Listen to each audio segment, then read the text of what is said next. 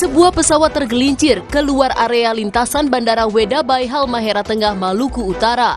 Penyebab pesawat tergelincir belum diketahui, namun tidak ada korban jiwa dalam peristiwa tersebut.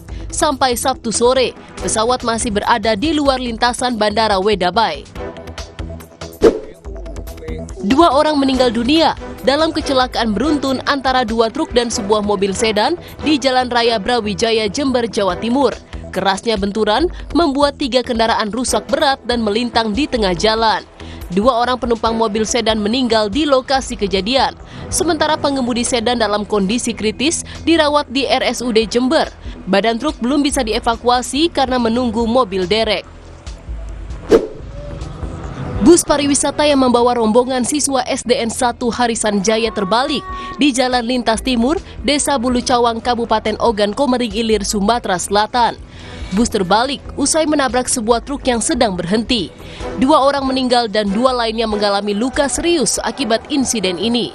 Polisi menyebut kecelakaan diduga akibat kelalaian sopir bus yang kabur dan kini dalam pengejaran.